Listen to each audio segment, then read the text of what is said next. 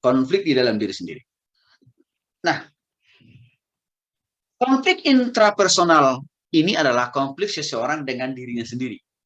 Jadi begini Bapak Ibu, sebenarnya sebelum kita berkonflik dengan istri kita, anak kita, rekan sekerja kita, rekan pelayanan kita, atau karyawan kita, di dalam diri kita sudah terjadi lebih dulu konflik.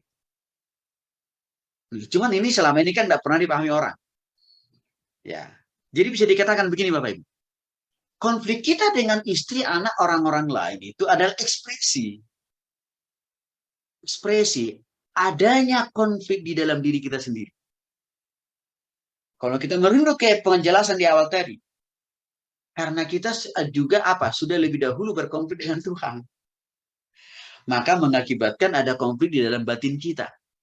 Lalu diteruskanlah itu dengan munculnya konflik yang kita alami dengan orang-orang di sekitar kita. Jadi tidak pernah Bapak Ibu, konflik yang kita alami dengan orang lain itu berdiri sendiri. Enggak, itu pasti ada imbasnya. Itu pasti selalu dimulai dengan konflik dengan Tuhan. Lalu konflik dengan diri kita sendiri.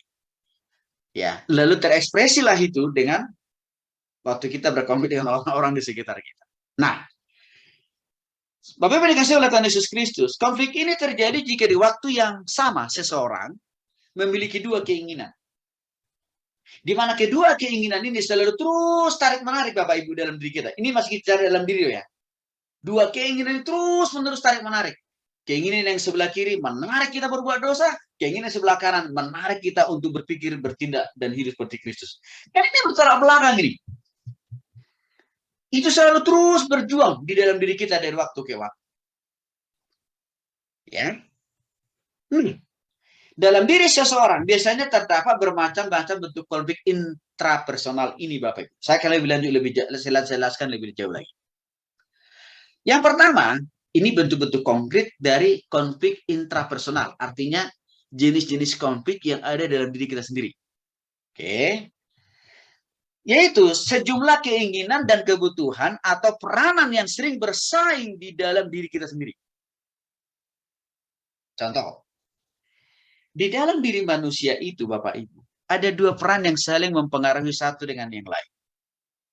Yang disebutkan oleh Rasul Paulus, keinginan Roh Kudus dan keinginan daging. Galatia pasal 5, ayat 19 sampai dengan ayat 22. Ya, ini contoh real dari konflik intrapersonal di dalam diri kita. Yang saya katakan tadi, ya, kita punya kepala satu, mata dua, hidung satu, mulut satu, telinga dua, tangan dua, kaki dua, ya. Tetapi di dalam diri kita sendiri, begitu subur dan munculnya konflik ini Bapak Ibu. Walaupun ini baru di dalam diri kita sendiri. Kenapa? Karena ada keinginan di dalam diri kita ini selalu bertolak tangan, bertolak belakang. Ada tujuannya. Ya. Keinginan sebelah kanan yang sering diidentikan oleh Rasul Paulus adalah keinginan roh. Berarti, ya, kalau keinginan roh ini yang kita turuti, maka pasti akan membawa dan membimbing kita ke arah jalan yang lurus. Tetapi Rasul Paulus juga mengatakan, hati-hati ada keinginan daging loh dalam diri kalian, kata Paulus kan. Dan kalau ini yang kita turuti, akan bawa pada kehancuran.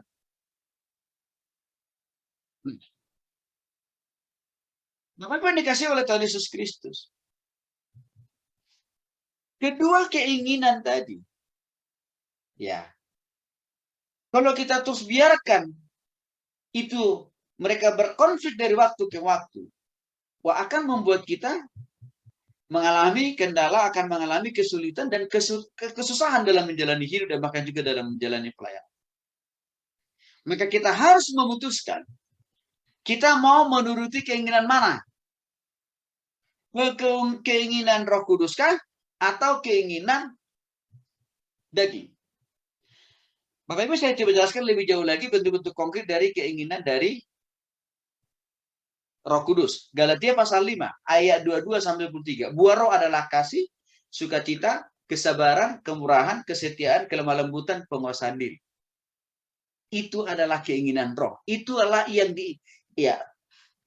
Roh Kudus selalu menuntun dan mengarahkan kita untuk melakukan semua hal yang positif itu. Di sisi lain ada keinginan daging.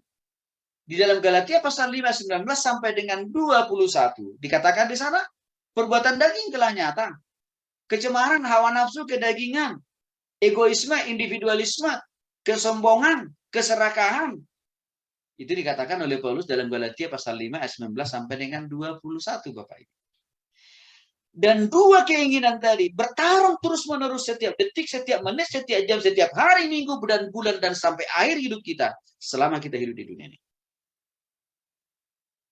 Pertanyaannya, kita mau menyerahkan hati, kita mau menuruti keinginan yang mana?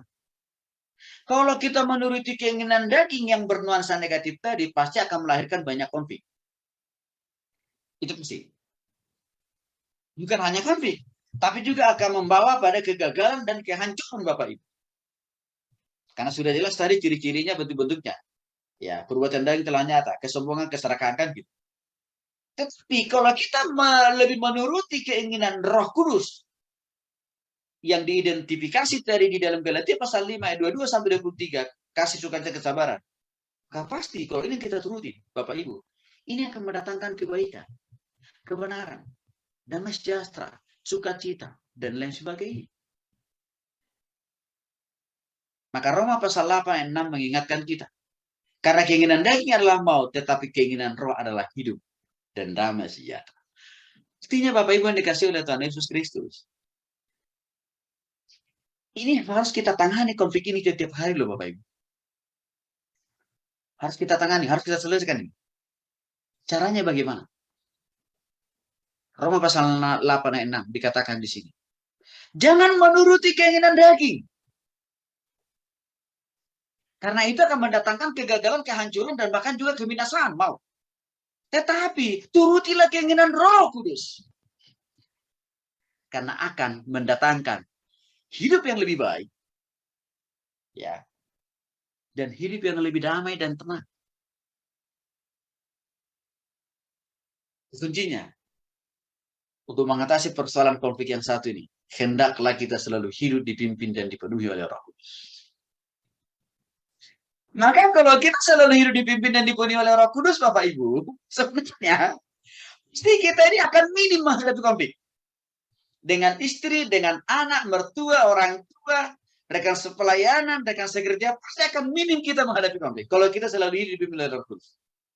Kalaupun ada konflik yang terjadi, pasti Roh Kudus yang sama di dalam diri kita akan menolong dan memampukan kita, memberikan kita hikmat, bijaksana, dan kuasa untuk mengatasi konflik dengan orang-orang lain. Tapi kalau kita tidak hidup dipimpin oleh Roh Kudus, berarti kan kita menuruti keinginan daging, kan Bapak Ibu? Maka akan subur konflik di dalam diri kita.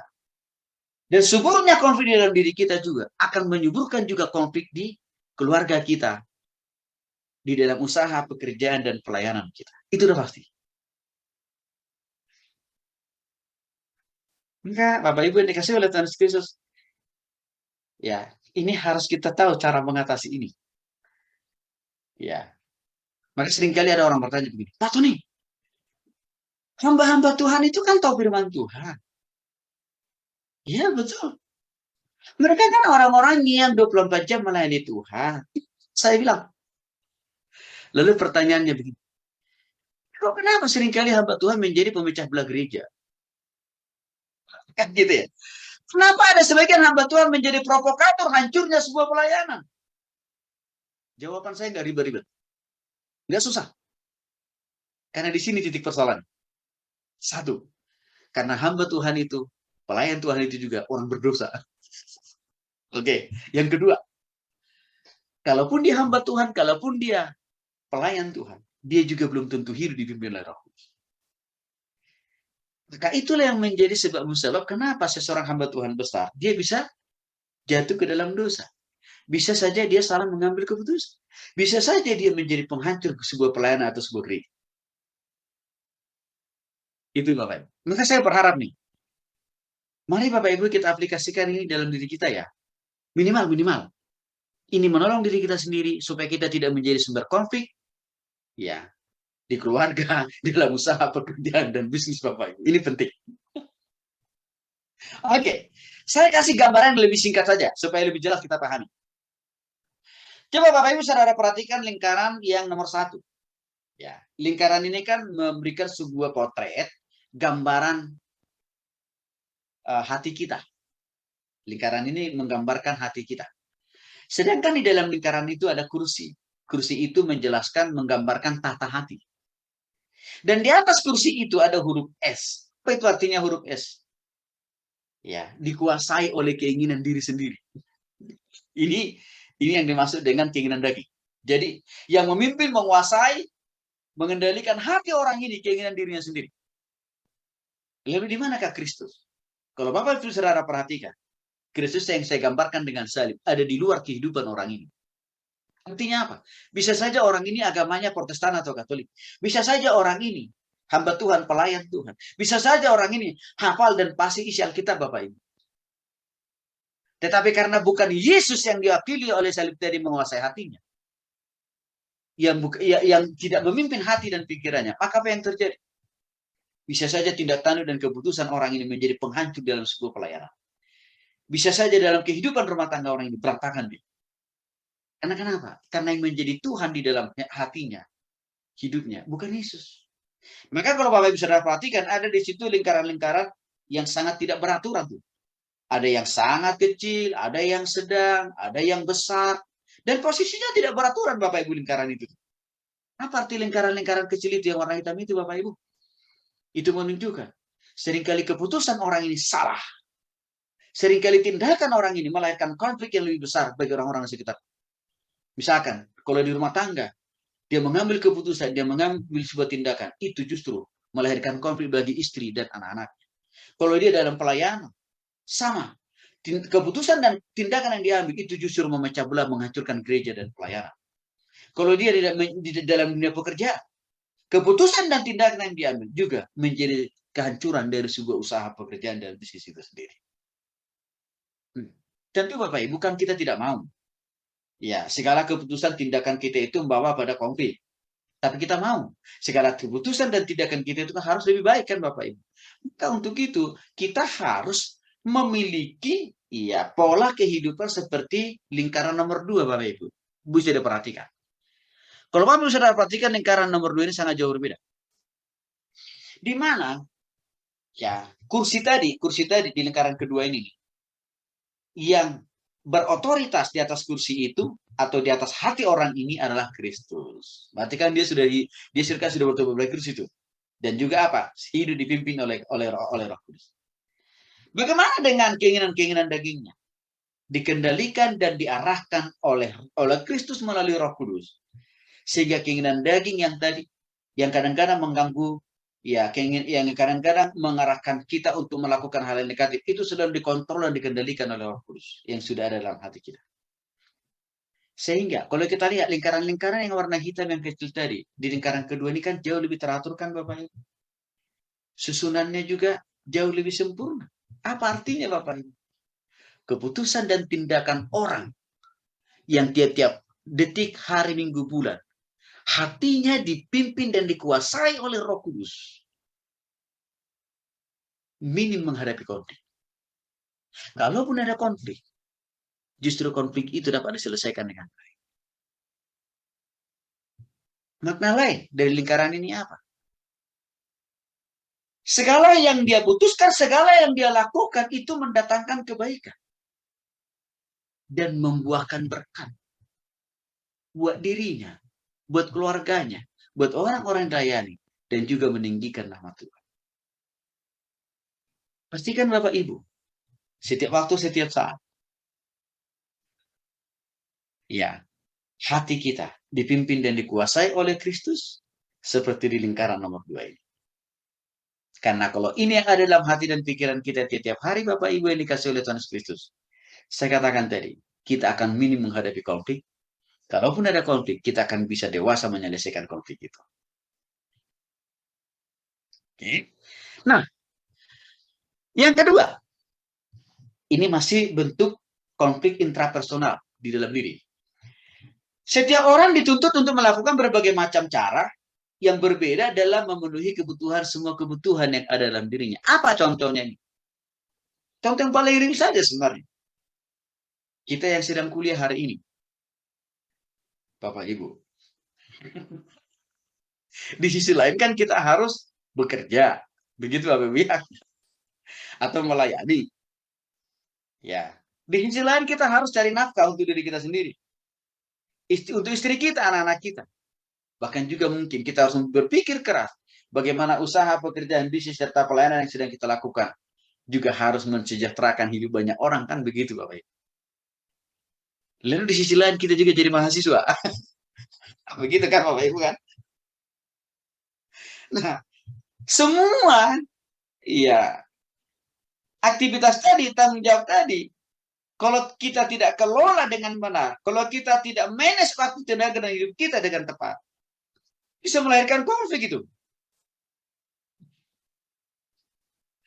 Ya, nah, maka untuk itu Bapak Ibu yang dikasih oleh Tuhan Yesus Kristus, Pemazmur 90 ayat 12 mengatakan begini, ajarlah kami menghitung hari-hari kami sedemikian, sehingga kami beroleh hati yang bijaksana. Artinya begini Bapak Ibu, memang di sisi lain kita adalah sebagai seorang bapak rumah tangga, ibu rumah tangga, harus menafkahi kebutuhan istri dan anak kita, harus memikirkan pelayanan, pekerjaan, usaha, bisnis kita. Tapi tidak perlu itu harus menjadi sumber konflik. Di sisi lain tadi kan kita mahasiswa ya. Tidak perlu itu harus jadi sumber konflik itu dengan berbagai banyak aktivitas tanggung jawab itu. Asal-asal kita tahu cara mengatasinya. Caranya bagaimana? Kata Pemazmur 90 ayat 12. Ajarlah kami Tuhan menghitung hari-hari kami. Artinya apa? Kita harus bisa mengelola, membagi, mempergunakan setiap detik, setiap menit, setiap jam, hari, minggu, bulan, dan tahun kehidupan kita ini dengan benar. Artinya apa? Jangan lagi ada waktu yang kosong kita gunakan untuk nonton sinetron. Sehingga kita tidak lagi mengerjakan pekerjaan kita sebagai kepala rumah tangga. Atau contoh yang lain nih. Ya, bagi kaum bapak-bapak kan, janganlah sampai misalkan hanya mau belain nonton tinju atau nonton bola, Bapak Ibu ya. Kita lupa tugas tanggung jawab kita sebagai suami. Kita lupa bahwa hari Sabtu sore kita kuliah. Nah itu contoh kan gitu. Jadi kita manage lah, kita kelola lah. Ya, karena saya bilang begini Bapak Ibu. Justru orang yang banyak waktu kosongnya, kalau dia tidak mengelolanya, kalau dia tidak mempergunakannya dengan baik, ya ini akan menjadi potensi bagi orang ini untuk melakukan suatu tindakan dan keputusan. Jadi saya sangat senang di tengah-tengah kesibukan Bapak Ibu masih mau tetap mempergunakan sebagian waktu yang masih ada untuk belajar firman Tuhan lewat perkuliahan seperti ini. Karena dengan kita tetap mempergunakan waktu kita yang sangat-sangat padat ini untuk tetap belajar firman Tuhan, maka ini akan menolong memperlengkapi kita Bapak Ibu untuk lebih dewasa menata dan mengelola hidup kita. Karena firman Tuhan yang kita renungkan, yang kita baca, yang kita pelajari setiap Sabtu begini, pasti bermanfaat. Menjadi asupan makanan rohani. Ya, yang juga akan menjadi kekuatan bagi kita dalam menghadapi konflik dalam rumah tangga, usaha, pekerjaan, dan bisnis kita. Ya, jadi kelola waktu dengan baik. Jadi ada hal-hal memang yang harus kita pangkas Bapak Ibu. Karena kita kan saya katakan tadi sudah nambah tugas baru, yaitu jadi mahasiswa kan. Berarti ada yang harus kita pangkas. Apa itu tadi? Kalau tadinya kita masih ada waktu untuk nonton bola sampai larut malam begitu ya, itu harus dipangkas itu. Kalau tadinya hobi kita itu ya nonton tinju sampai subuh, itu harus kita pangkas itu Bapak Ibu. Kalau kita mau maju. Ya. Bahkan waktu jam tidur kita sekalipun. Ya, perlu kita manage ulang. Perlu kita ya jadwalkan ulang. Nggak usah jauh-jauh Bapak Ibu. Saya tiap-tiap hari tidurnya itu hanya cuma 3 jam. Cuma 3 jam. Gitu. Nah, karena kadang-kadang begini, saya paksakan pun tidur, tapi otak saya terus berpikir terus. Yang kerjaan yang ini belum selesai loh, Ton. Yang itu belum selesai loh, Ton. Gitu tuh. Sehingga kadang-kadang kalau saya sulit tidur, Bapak Ibu, ya apa yang saya lakukan? Udah, saya ambil laptop saya, udah saya kerja lagi. Nah, ini kan produktif. Nah, sehingga kalau sudah lelah, ya udah tidurnya langsung lebih efektif juga. Nah, itu contohnya Bapak Ibu ya. Itu contohnya. Jadi jangan sampai karena banyaknya tanggung jawab yang kita kerjakan, kesibukan yang harus kita lakukan, akhirnya kita jadi marah-marah sama orang lain. Nggak boleh. Nah, seringkali saya lihat itu loh. Ya, nggak boleh. Hanya kita jadi marah-marah lah sama istri, marah-marah sama anak. Khutbah kita hari Minggu pun kita maki-maki jemaat. Itu nggak boleh.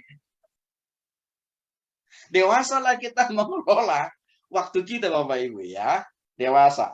Jadi nggak boleh kita menjadi sumber konflik bagi orang lain. Nah, yang kedua saya lanjutkan dulu. Yang ketiga, ini masih bagian konflik di dalam diri kita, ya, intrapersonal. Banyaknya halangan yang terjadi di antara dorongan dan tujuan yang muncul di dalam diri manusia. Contoh paling konkret aja misalkan, semua orang di dunia ini kan Bapak Ibu pasti punya impian dan harapan, ya, cepat kaya. Kalau pendeta, cepat-cepat jadi pendeta besar. Begitu kan? Kalau jadi pengusaha, oh maunya menjadi orang terkaya besok pagi. Gitu. Nah, biar semua orang punya impian itu kok. Semua orang punya harapan itu kok. Nah, tapi pertanyaannya begini. Harapan atau impian, kalau tidak ditindaklanjuti dengan action, nah, itu hanya sekedar menjadi mimpi. Oke, Bapak Ibu ya. Sekali lagi. Cita-cita, harapan, impian, kalau tidak ditindaklanjuti dengan action, tindakan dan perbuatan, sampai Tuhan Yesus datang, cita-cita, impian itu hanya akan menjadi mimpi. Oke, Bapak Ibu ya. Jadi maksud saya begini, boleh kita punya cita-cita dan impian yang besar. Boleh, amat dan sangat penting. Tetapi hal yang harus kita pikirkan adalah tindakan dan apa yang harus kita lakukan setiap detik, setiap menit, setiap jam, setiap hari, setiap minggu, setiap bulan dalam menggapai mimpi dan cita-cita itu. Itu yang harus kita perlu pikirkan. Kalau enggak, ya, kalau kita hanya berhenti pada cita-cita dan impian, maka kehadiran kita dimanapun dalam situasi apapun akan jadi konflik. Karena kita akan selalu menuduh orang lain menjadi penyebab kita tidak bisa mencapai cita-cita kita. Karena kita akan menjadi menghakimi orang lain menjadi penghalang dari impian kita. Maka untuk itu Bapak Ibu yang dikasih oleh Tuhan Yesus Kristus, Amsal pasal 13 ayat 4 mengatakan, hati si pemalas penuh keinginan, tetapi sia-sia, sedangkan hati orang rajin diberi kelimpahan. Jadi, dalam konteks ini pengamsal mau mengingatkan kita, boleh punya cita-cita setinggi langit, boleh silakan. Tetapi, marilah kita juga mempergunakan tangan, pikiran, dan kaki kita ini semaksimal mungkin untuk menggapai cita-cita setinggi langit itu. Jadi jangan hanya sekedar cita-citanya digantung, kan gitu ya. Tapi tindakan real yang dia lakukan tiap hari, minggu, bulan, dan tahun tidak ada. Itu tidak akan pernah mencapai cita-cita itu. Saya kasih contoh. Kalau kita seorang pengusaha, misalkan kita rindu pendapatan kita, omset kita tiap bulan, ya 1M misalkan. Berarti usaha dan kerja keras yang harus kita lakukan tidak boleh biasa-biasa. Seperti yang biasa-biasa orang lain lakukan. Tapi harus 2 kali lipat usaha dan kerja keras kita. Bila penting saya sering katakan begini, kepala menjadi kaki dan kaki menjadi kepala. Artinya apa? Usaha dan perjuangan kita harus 2 kali lipat dibanding daripada orang. Karena kenapa? Karena kita kan punya cita-cita yang tinggi kan. Sama juga sebagai hamba Tuhan, Bapak Ibu jangan lupa. Kalau kita mau, ya, semakin banyak orang yang kita jangkau bagi Kristus, semakin banyak orang yang kita gembalakan, yang kita muridkan, yang kita pimpin, Sama juga. Berarti kita harus melayani lebih keras lagi dibanding daripada pendeta-pendeta hamba-hamba Tuhan yang masih tidur. Ini saya katakan tadi, jam tidur kita sekalipun harus dipotong. Ya, karena dikatakan, ya hati si pemalas penuh keinginan gitu, penuh mimpi dia, penuh cita-cita dia, tapi hanya sekedar menjadi cita-cita, tapi hanya sekedar menjadi mimpi belaka. Sedangkan hati orang rajin, kita ingin bawahi Bapak Ibu ya, diberi kelimpahan. Mungkin Bapak Ibu berpikir begini, Pak Tony, rasanya saya sudah termasuk pengusaha, karyawan, atau hamba Tuhan yang rajin loh Pak. Oke. Gitu ya. Udah hampir sama seperti kata Pak Tony, kaki menjadi kepala, kepala menjadi kaki. Oke. Masih gini-gini aja, ekonomiku, usahaku, bisnisku, pelayananku. Mana kata firman Tuhan Pak Tony? Tak dulu. Ya, jangan salah sangka dulu sama Tuhan. Bapak Ibu, bukankah firman Tuhan yang berkata kepada kita, apa yang kamu tabur, apa yang kau tuai? Intinya apa? Setiap usaha, jerih lelah, kerajinan yang kita lakukan tidak pernah alfa di hadapan Tuhan. Tidak pernah nol di hadapan Tuhan. Semuanya dilihat, dinilai, dicatat baik-baik oleh malaikat-malaikat surgawi. Akan tiba masa dan waktunya Tuhan akan limpahkan berkatnya yang melimpah. Maka untuk itu juga penulis Injil mengatakan, engkau setia dengan perkara kecil, Tuhan akan percayakan perkara besar. Tidak ada loh Bapak Ibu, karena kebetulan saya melayani banyak para pengusaha. Tidak ada pengusaha yang sukses, tidak ada hamba Tuhan yang sukses kalau dia bukan seorang pekerja keras, kalau dia bukan seorang hamba Tuhan yang setia. Enggak ada. Jadi ini yang Alkitab katakan kepada kita, ini yang Alkitab ajarkan kepada kita. Supaya ini tidak menjadi konflik, Bapak Ibu, sekali lagi, kita harus bekerja lebih keras, kita harus melayani lebih keras. Sesulit apapun kendala yang kita alami hari ini, Tuhan menghargai, dan pasti Tuhan akan melimpahkan berkat. Bagian D, sumber konflik intrapersonal dalam diri, yang seringkali muncul. Terdapatnya aspek positif maupun negatif yang menghalangi manusia dalam mencapai tujuannya. Saya ulangi, terdapatnya aspek positif maupun negatif yang menghalangi manusia dalam mencapai tujuannya. Apa contoh konkret? Simpel saja Bapak Ibu. Pada waktu kita diperhadapkan pada pilihan yang sulit. Ya, contoh. Ya, yang paling real. Misalkan kita punya sahabat nih, rekan sepelayanan, atau punya bawahan lah, kalau dalam pekerjaan. Orang ini dulu sangat kita percaya. Karena jujur, ya, dan dapat dipercaya. Tapi tiba-tiba orang ini melakukan kesalahan. Mungkin juga mencuri uang. Atau menyalahgunakan, ya, kepercayaan yang kita berikan. Apakah persembahan gereja, apakah kas perusahaan, kan gitu. Bagaimana sikap kita menghadapi? Kan dilema. Apalagi mungkin kalau kita masih ada hubungan saudara dengan orang ini kan. Di mana posisi kita, Bapak? Ayo. Kita mau som-som kuku, udahlah, anggap aja itu nggak ada. Oke. Lalu kita berpikir begini, aduh, kalau nanti saya tegur, apalagi dia ini majelis sponsor utama di gereja di mana kita melayani. Kalau saya tegur dia, aduh nanti dia tersinggung. Kalau dia tersinggung, dia nggak mau lagi dukung pelayanan saya. Lalu dengan alasan itu, kita mau membiarkan dosa itu. Bapak Ibu jangan lupa ya, itu akan melahirkan lebih banyak lagi konflik. Maka firman Tuhan memberikan kita arahan di dalam Wahyu pasal 3:16. Jadi karena engkau suam-suam kuku dan tidak dingin atau panas, aku akan memuntahkan engkau dari mulutku. Apa yang mau diajarkan? Prinsip apa yang diajarkan Wahyu pasal 3:16? Katakan ya kalau ya, katakan tidak kalau tidak. Kalau orang itu mungkin sahabat, sanak famili saudara kita melakukan kesalahan, jangan dibiarkan. Karena kalau kita biarkan, itu akan melahirkan konflik yang baru di kemudian hari. Buat diri kita, bahkan juga buat orang-orang lain. Artinya kalau itu bendahara kita mungkin di dalam perusahaan. Jangan didiamkan masalah itu, konflik itu Bapak Ibu. Selesaikan aja. Artinya apa? Tidak harus langsung dipecatkan tentunya. Enggak. Enggak. Enggak. Tapi kan bisa saja kita panggil dia. Oke. Lalu kita kasih tahu dia di mana soal masalah yang dia buat dan akibatnya. Lalu setelah itu kita sampaikan kepada dia, ini kesalahan loh.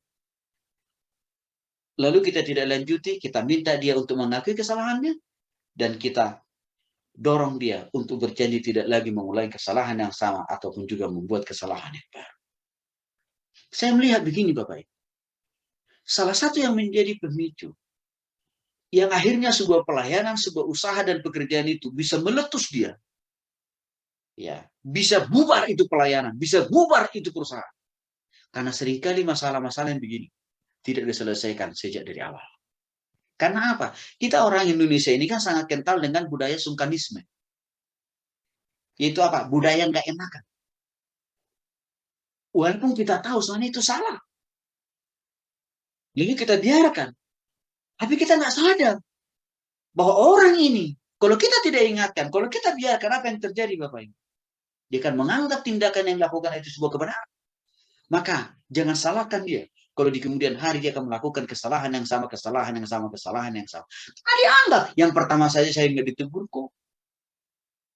Maka itu yang mau diingatkan oleh Wahyu pasal 3:16 ini. Kita ingatkan saudara kita itu.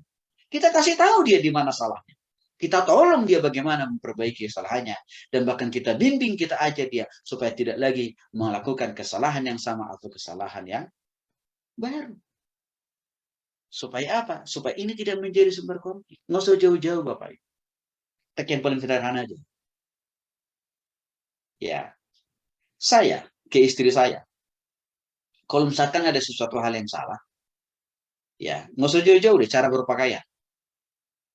Ya, saya langsung katakan begini sama istri saya. Mah, kamu pakai baju itu nggak cocok. Ini apa nggak cocok? Warnanya nggak masuk. Ya, dan juga apa? Modelnya nggak masuk. Itu saya selalu katakan kepada istri saya. Saya katakan itu kan tidak berarti saya benci dia, enggak. Saya katakan itu tidak berarti saya tidak cinta, tidak sayang sama istri saya. Bukan, bukan. Justru sebaliknya. Karena istri saya itu adalah diri saya sendiri. Saya begitu sayang dan mencintai dia. Saya mau penampilannya harus lebih baik.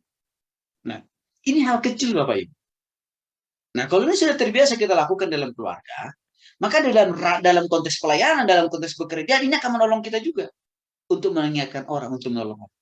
Supaya apa? Supaya ini tidak menjadi sumber konflik. Jadi saya katakan tadi bahwa tidak langsung ujuk-ujuknya pecah-pecah. Enggak lah, enggak. Enggak kok. Nah, yang bagian berikutnya, ya, sumber konflik yang sering terjadi di dalam diri kita itu adalah proses adaptasi yang sangat sulit dilakukan.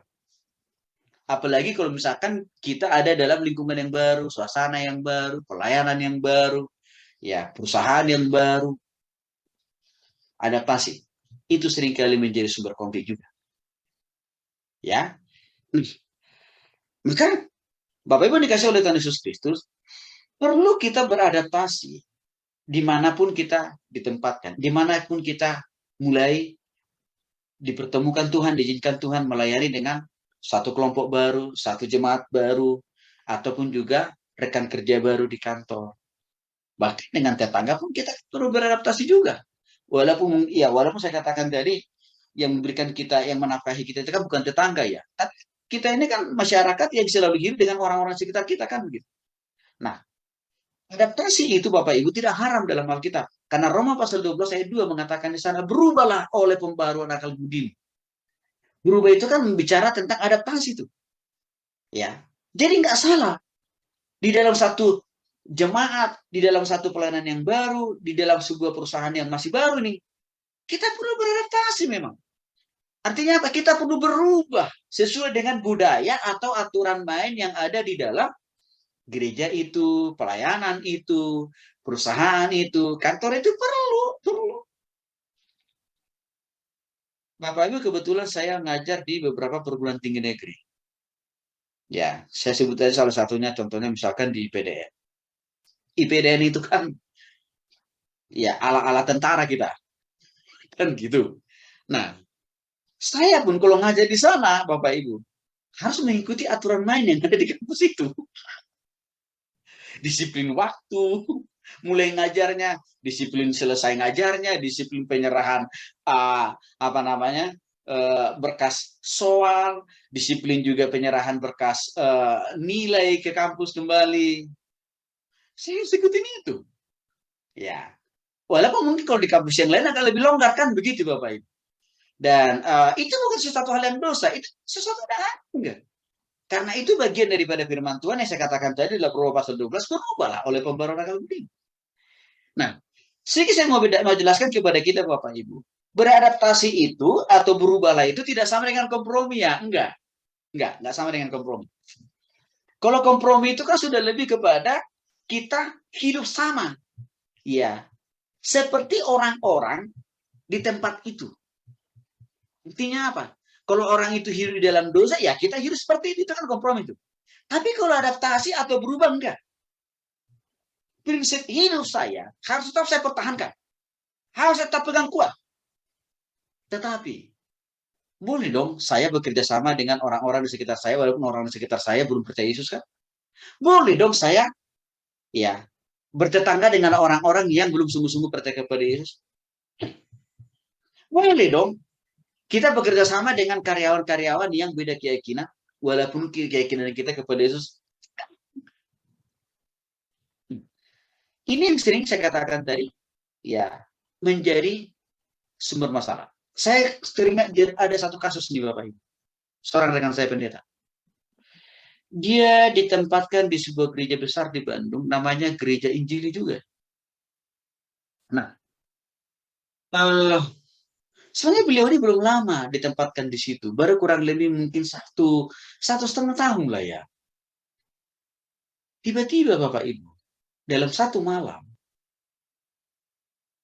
si Pak Pendeta ini dipaksa keluar,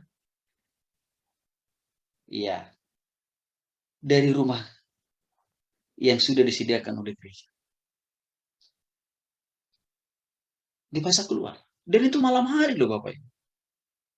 Bisa dibayangkan, tiba-tiba dipaksa majelis keluar dari rumah milik gereja tanpa ada pemberitahuan 1 jam sebelumnya. Bapak Ibu usut punya usut. Apa soalnya? Saya gak curiga waktu itu. Ini apa persoalannya begitu? Lalu saya cari informasi. Persoalannya adalah masalah proses adaptasi. Saya tahu teman saya ini orangnya baik. Saya tahu teman saya ini pendeta ini orang sangat jujur, tegak lurus deh tentang kebenaran firman Tuhan. Tapi harus saya akui juga, teman saya ini memang agak kakuan orangnya, agak susah beradaptasi kepada jemaat yang dilayani, kepada majelis yang bekerja sama dengan dia, sehingga terjadilah peristiwa itu. Saya menemukan juga kasus-kasus yang sama dari pengalaman-pengalaman yang sering juga saya dapatkan dari orang-orang yang bekerja di dunia profesional, di dunia sekuler. Sama juga. Seringkali ada orang kata, ada telepon saya, ada japri saya mengatakan begini, Pak Tony tolong doakan saya mau resign. Lalu saya bilang, kenapa kau resign? Katanya persoalan itu gak cocok buat saya. Loh, pertanyaan saya, kenapa dulu kamu lamar di situ? Lalu tiba-tiba waktu itu kau bilang sekarang gak cocok perusahaan itu buatmu. Kenapa kamu lamar di situ dulu? Gak bisa jawab.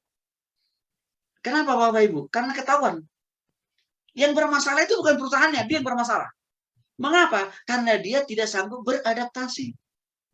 Tidak sanggup, iya, hidup di tengah-tengah budaya, ya, atau aturan yang ada di dalam perusahaan itu sendiri. Maka seringkali saya katakan kepada orang-orang seperti ini, ya, kamu bekerja, melamar dia di perusahaan tempatnya di dunia lain sekalipun, saya bilang, tidak ada konflik, saya bilang. Karena sumber konflik itu bukan di perusahaan, bukan di gereja di mana kamu lihat, tapi di kamu kok. Karena tidak mampu beradaptasi, berubah, sesuai dengan budaya yang ada di dalam organisasi, perusahaan, pelayanan, atau gereja itu sendiri.